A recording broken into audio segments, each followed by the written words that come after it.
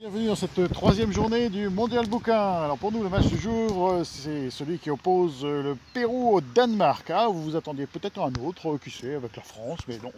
Voilà, ce sont les deux équipes que nous avons choisies, avec le Pérou qui sera représenté par Mario Vargas Llosa, avec le rêve du Celte, et puis le Danemark sera représenté par Jørgen Riel, avec la passion secrète de Fjordur. Alors nous allons commencer par la lecture du rêve du Celte, où Mario Vargas Llosa explore la figure de Roger Casement, qui fut un diplomate britannique qui a beaucoup agi contre les méfaits de la colonisation avant de devenir l'un des insurgés irlandais de 1916. Et voici l'extrait que nous avons choisi, page 355.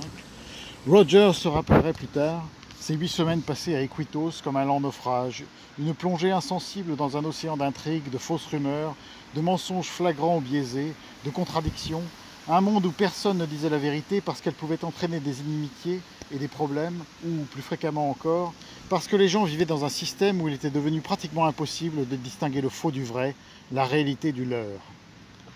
Et maintenant, nous allons passer à la passion secrète de Fjordur, qui est l'un des tomes des racontars arctiques de Jørgen Riel, qui évoque la vie dans les stations de chasse du Groenland.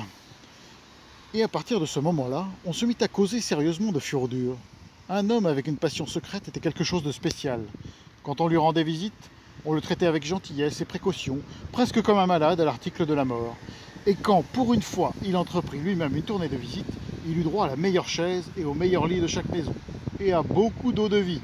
Comme on le voit, ça comportait quelques avantages d'avoir une passion secrète. Et bien, si vous voulez connaître quelle est la passion secrète de Fjordur, il vous faudra lire cet ouvrage de Jørgen Riel, et peut-être de fil en aiguille, vous arriverez à le deviner.